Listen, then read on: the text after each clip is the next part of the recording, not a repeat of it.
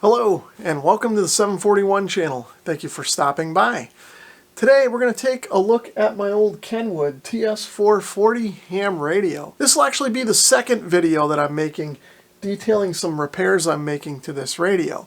If you missed the first video, I'll leave a link to it down in the description below and up here somewhere too. So in the previous video I touched on the fact that the attenuator in this radio isn't working. So what I'll do is go through the whole troubleshooting and repair process, show you guys my methodology for figuring out what was wrong and then how I fixed it. So here's a clip of what the radio was doing before I found the problem and fixed it. I'm going to turn the volume up on this conversation that's going on. I'll turn the switch on and off a few times and you should be able to notice that nothing happens. But what should happen is when I push the switch in, it should cut the receive signal by like 20 decibels or something.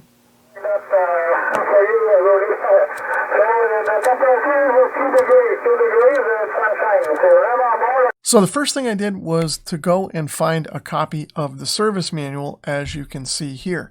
I'll leave a link down below to the location where I found this copy. So this, of course, is a scan of the original, and it's not searchable by text, but it is a pretty good quality scan, and most everything in here is fairly legible. So after I got the manual, I skimmed through it and tried to kind of understand how it was put together and some of the conventions that were used within it. So after I got familiar with the manual, I went and found the top level schematic, which is sort of near the end of the manual. So let's jump to that page first. So the top level schematic actually spans 3 scanned pages.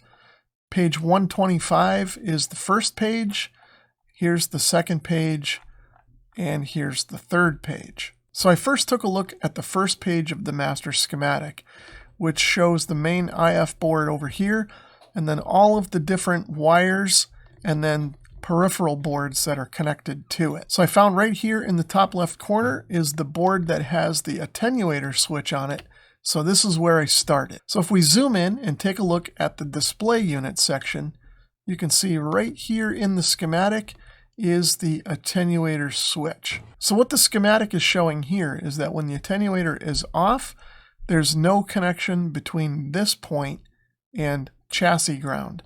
When it's turned on, basically this signal is grounded to chassis. So the first thing that I wanted to do was check to make sure that the switch was actually working and that the wire connection between the switch and the main IF board, which is down here, was good. So these symbols in the schematic represent all of the white connectors that are all over this radio on all of the various circuit boards. So if I zoom in a little bit more so we can get a better look at this, you can see that this circuit connects over to pin 6 of J53. And you can see that its signal name is ATS. So in this case, on the left side of the symbol or connector, this is a circuit board trace that connects up to the switch.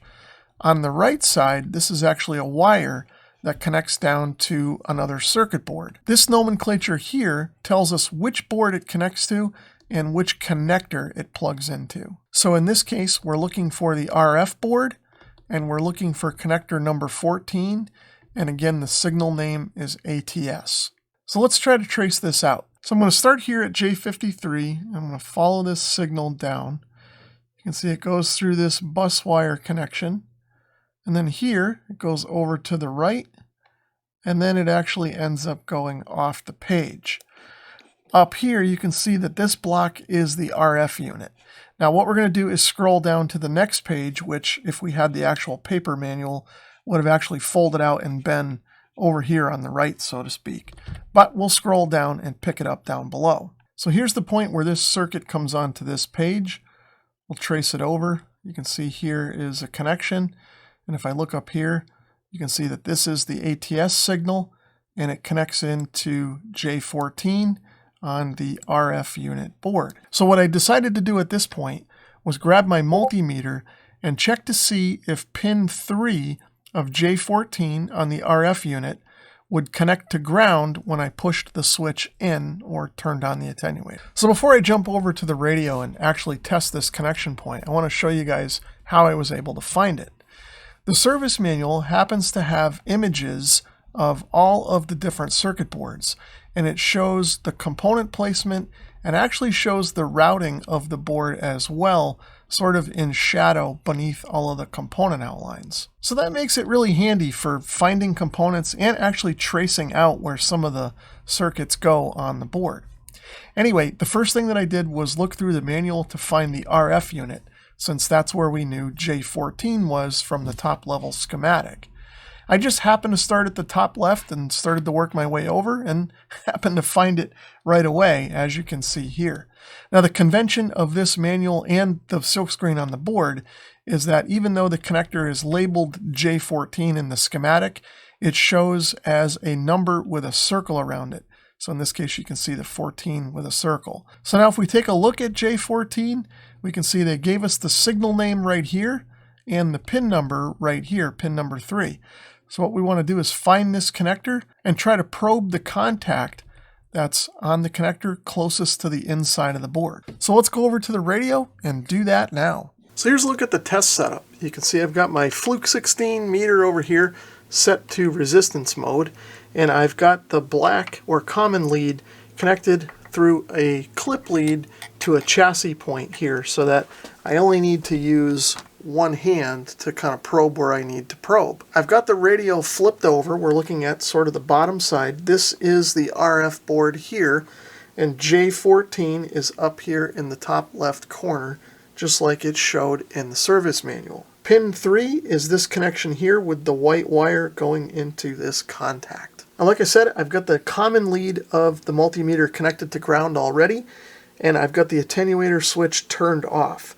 So when I probe this connection point, we should see no change on the meter. It should read open circuit, which, as you can see here, is what we're seeing. So now if I reach around and turn the attenuator switch on, we should see that resistance go to almost 0.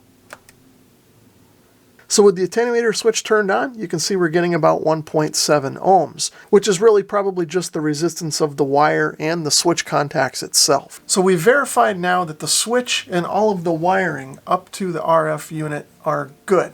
We don't have to worry about those as being a problem. So what that means is that the problem is isolated to somewhere on the RF board. So let's go back over to the service manual and see if we can find the circuit itself and figure out what's going on. So after looking through the manual a bit, I found the RF unit schematic started on page 77. The first thing I wanted to look for in the schematic was J14. And once again, I got lucky. It's right here at the top left. Here's J14, here's pin 3 and the ATS signal. So when the attenuator switch is turned on, what ends up happening is this circuit here ends up connecting R6 to ground. What that does is it completes a path that allows this transistor to turn on and allow current to flow from here up through the transistor, through this coil here, and then into this relay and energize it. Now it's a little hard to follow in this schematic, but when the relay is energized, this connection flips from where it is now over to here, and it ends up putting this resistor and this resistor into the circuit. Normally when it's in the off position, the signal flows through here and bypasses those resistors. So what I think is going on here is that when it's on, these two resistors are in the circuit and become the attenuator and cut the signal coming into the rest of the RF. So it looks like here we have some voltage readings that we can use to try and test to see if the circuit is working. So let's go over to the radio and try and take some measurements around Q2 and see if we're getting that or not. So if I take a close look at the schematic symbol for Q2, I can tell by the way it's drawn that this is a standard bipolar junction transistor. Now most bipolar junction transistors have 3 pins, and they're called collector, emitter, and base. Now for this schematic symbol, the pin on the top of the transistor up here is the collector. So this voltage reading here that's shown is the voltage on the collector pin of the transistor. Over here, this pin is the base pin, so these voltages would be found at that pin, and the last one down here below the transistor is the emitter. So these are the voltages we want to see on the emitter pin. So the two things we now need to figure out is where on the board Q2 is, so that we can find it to probe it. And then we also need to figure out which pin is which on this transistor so that we know what we're probing. So to first figure out where the transistor is, I came back to page 74 of the service manual, in particular the RF unit circuit board layout view. And I can see right here up in the top left corner, this is where Q2 is. It's pretty close to J14, which is kind of what we would expect. So Q2 is here, and then some of the other components that we were looking at in the schematic are around it. R6 and R5 are here, and K1, that relay, is right here above Q2. Now if I zoom out a bit and look over here on the right, Kenwood was nice enough to give us the transistor pinouts for all of the transistors on this board. And then down here, they even give us a legend to tell us which transistor is what part number. So in particular, we can see right down here, if I zoom in, Q2 is a 2SA562. That's its part number. So if I zoom back out and look over here on the right side of the page, you can see Kenwood gave us all of the pinouts for the various transistors that are on this board. So all I have to do now is look for the appropriate part number, and here it is, the 2SA562. And if I zoom in, we can see they've labeled the pins, emitter, collector, and base. And we can see the geometry of the transistor here. You can see it's mostly a round cylinder with a flat side on it. So when I find it on the board, the pin on the left, when looking at the flat side, is the emitter, the one in the middle is the collector, and the one on the far right is the base. So let's go over to the radio and see if we can figure all this out. So I'm all set up to check the voltages on Q2. I've spun the radio around 180 degrees from where it was in the last clip. So that means the attenuator circuit and Q2 are over here in the lower right corner. I've got my meter over here and I've got it set to DC volts. And again, I've got the common lead of the meter connected up to a chassis point here. So for this first round, I'm going to leave the attenuator switch in the off position and see what we get for voltages. So you should be able to see on the meter right now, we're getting 4.35 volts. That's quite a bit lower than what we expected to see, but let's move on and see what we get on the next pin. So on the collector pin, as you can see in the meter, we're getting 0 volts, which is what we're supposed to have when the attenuator is off. Now it's a little tight in here, but I'm going to try and probe the base pin next. So on the base pin, we're getting 4.34 volts with the attenuator off. And we should be getting 13.3 here. So now I'll turn the attenuator switch on, and then we'll measure the voltages and see what we get. If I check the emitter pin, we should be getting 13.3. And as you can see, we're not. We're getting 3.4, basically. With the attenuator on, the collector should also be at 13.3 volts, and you can see it's not. It's at 3.34. And on the base, we should be getting 12.5 with the attenuator on, and you can see we're getting 3.3. So as you saw, all the voltage readings around Q2 are low. So what I want to do now is go back to the schematic and look at where these voltages are coming from, find some more points that we can test inside the radio, and see if we can figure out where the voltage goes from being bad to good. So back at the schematic, here's Q2 and the attenuator circuit. Now the whole function of Q2 in this circuit is to act like a switch. When the attenuator switch is pressed on the front panel, it essentially turns this transistor on, which allows current to pass through it, ultimately to the relay, which then switches in the attenuator. Because the voltages are low, that's not happening. So what I want to do now is trace down this circuit that's highlighted in red already and see what's going on down lower. So if I scroll down the page, it looks like we have a few connections down here. And in particular, it looks like this circuit goes out to J16, and in particular pins 4 and 3 on J16. So there's not a whole lot going on in this circuit between the connector and the emitter of Q2. We have these two inductors here that could be a problem. And then if we scroll up, we've got D2, which could short and cause a problem as well. So what I'm going to do is actually start down here at J16. I'm going to probe pins 4 and 3, see what we get for voltage there.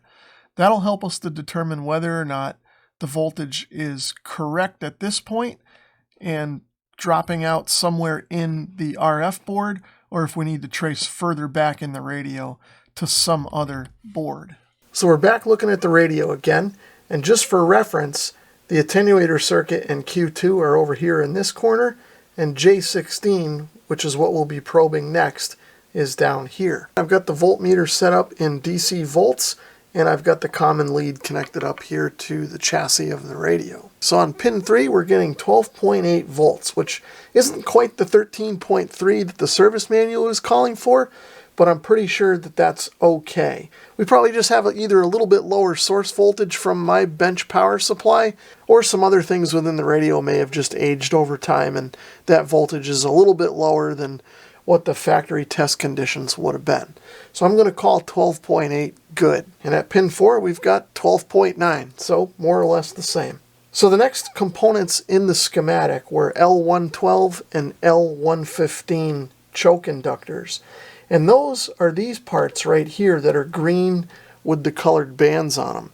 They actually look a little bit like resistors, but these are in fact inductors.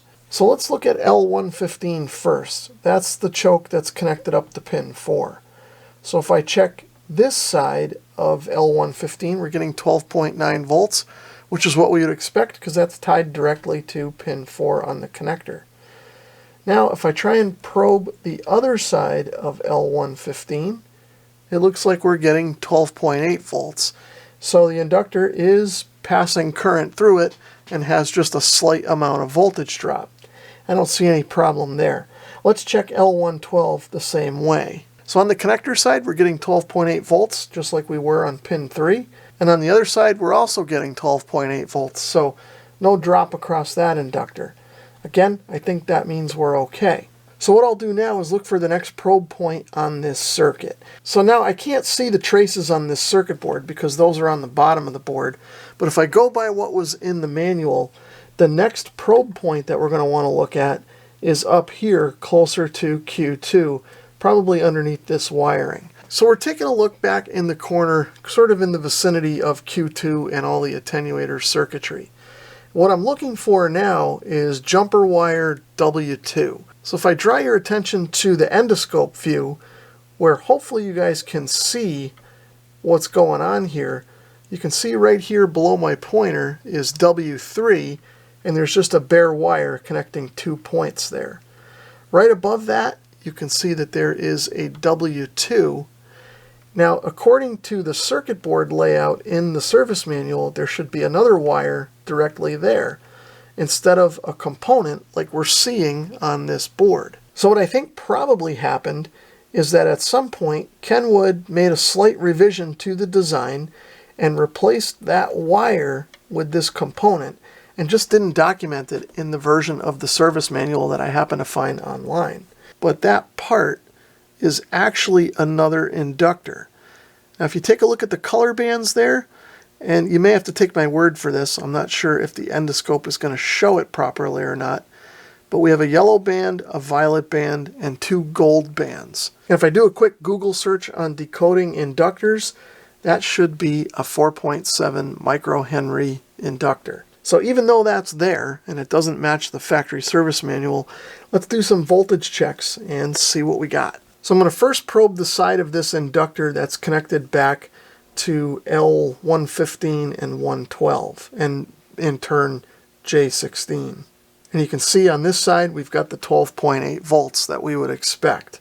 So now if I probe the other side of the inductor, you should be able to see in the meter that I'm getting 4.4 volts. So that tells me that that inductor has failed open. If that inductor was acting like it should, we really should be getting 12.8 volts or so on this side of it too. So I think we might have found our bad component. So it seems like this choke coil that Kenwood put in has opened up on us. It does seem a little bit undersized for the application, especially since the other choke coils that were near the connector were much bigger. So I think maybe what happened here is that choke coil saw a little more power than it was able to handle. It kind of acted like a fuse that's blown, and power now can't travel from J16 up through to Q2 because this coil is now blown. So I think what we can do now to kind of test this theory out is to put a jumper wire across the coil to kind of short it back out.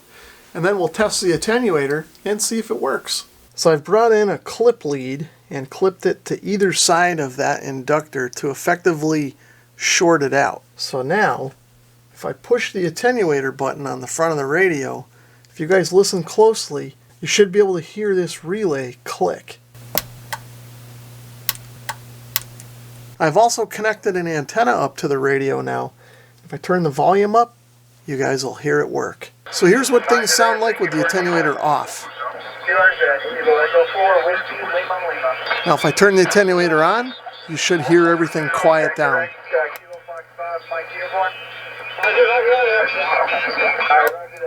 You're going to be number 439, Oscar Romeo Golf, QSO.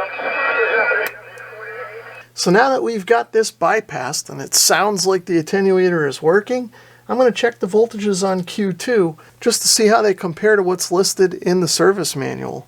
We're getting 12.8 volts on the emitter with the attenuator off, and it drops to 12.75 with it on. So at the collector, we've got 0 volts with the attenuator off, and with it on, we've got 12.7 volts. So that's right in line with what we would expect to see. And at the transistor's base pin, we're getting 12.76 with the attenuator off, and just about 12 with it on. So there's a couple different ways we can repair this thing permanently. The first thing I could do is try and go find an exact replacement coil to put in where the factory one was. Now that probably won't be too hard of a problem. We can do an internet search and probably find one on Mauser or DigiKey or maybe even eBay or somewhere like that. Now the other thing I could do, and I've actually already done it, is rummage through my junk box or collection of spare electronics and parts just to see if I had something suitable laying around, and I don't. So that option's out. So stepping back and thinking about the circuit a little bit, if you remember, that inductor was not in the original schematic that's shown in the factory service manual. Kenwood put that into the radio after the fact.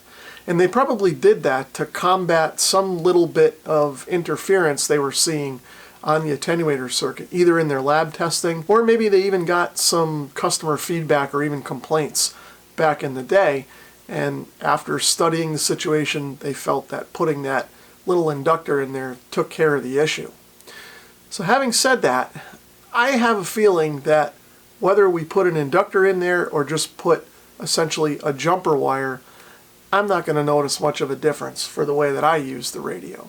So I think that's what I'm going to do. I'm just going to grab a short piece of wire and solder it across that inductor so it essentially just becomes a straight through wire and see what happens. If I notice any interference or any problems, then I can revisit this and try and put in the proper part. There's a couple different ways I could go about actually making this fix. I could try and pull the whole board out of the radio, unsolder the inductor, and solder a jumper wire into the board. Now that's going to be difficult with this board the way that it is. There's a lot of wires and screws and things holding it down. It's going to be a real job to get that board out of there. So I don't think I'm going to go that route. The other thing that I could do is I could clip the leads on that inductor and take that part completely out and then just tack a wire to the cut leads, and then we'll just have a straight continuous wire with no bad part in the circuit. I think though what I'm going to do is leave that inductor there so that at some point in the future, if I decide I want to replace that part, I won't have to try and remember what that part was. I'll know what it was because it'll still be there with just a jumper wire across it. And everything else being equal, that's probably the easiest thing to do here anyway. So let's get the soldering iron heated up and get that jumper wire in. So hopefully you guys can see my little jumper wire that I've bent up. You can see it's designed to kind of go up and around the inductor. Now one of the legs is a little longer than the other just for handling. I will trim that once this is all soldered in. The other thing you may be able to see is I've got some Kapton tape here kind of holding these wires up against the side of the radio, but also to give myself a little protection in case I kind of hit them with the soldering iron. Hopefully this will prevent me from melting the insulation on the wires, because I will be soldering right here against this bundle. So this jumper wire is actually just a piece of a cut lead from an old component I had in my junk box. To make things a little easier to solder, I'm going to put some flux on my lead here, and then I'm going to pre-tin the end with some solder. That should make it a little easier and faster to solder onto the old inductor in there. So now I'm going to do the same thing to the inductor. I'm going to put a little flux on the two leads, and then we'll tin that with solder too. Okay, let's give this a shot, see if we can get it to stay. Alright, the first side tacked in pretty easily. Let's do the other side now. Okay, I think that's okay. So what I'm going to do now is trim that excess bit of lead on this side and make sure it comes out of there so it doesn't short anything. So I used my magnifier to inspect the solder joints. They're not exactly the prettiest things I've ever seen, but they're actually not bad considering what's going on here. So I think what I'll do now is just clean a little bit of the excess flux residue with some IPA. So referencing back to the schematic, basically we should have continuity between pins 3 and 4 of J16 right here and the side of the inductor that we just jumpered closest to Q2. So before I power the radio up and test anything, let's just check for that continuity. So I've got my meter set to continuity mode, and I'll probe pin 4 on J16 with one lead. As you can see in here, looks like we're good. So I guess now what I'll do is pull this Kapton tape out of here since we don't need it anymore. And now what I'll do is power the radio up so we can test and see if the attenuator is working. So I've got the radio all hooked up on the bench here. I've tuned to a frequency where there's a couple of guys talking. So I'll turn the volume up, we'll try the attenuator and just make sure that it's still working before I finish cleaning up the radio, putting it back together, and putting it in service. So here it is with the attenuator off. And there it is with the attenuator on. You can definitely hear that it's working like it should.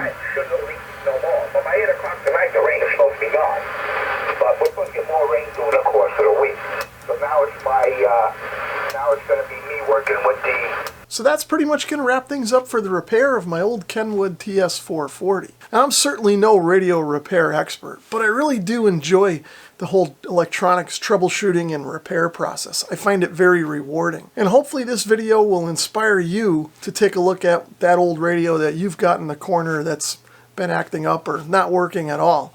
You never know. You might be able to get it on the air again. Anyway, if you enjoyed the video, please give it a thumbs up. If you'd like to leave a comment or subscribe, feel free to do that as well. If you'd like to support my channel in another way, please consider taking a look at my Amazon store, which is linked in the description below. Thanks for watching.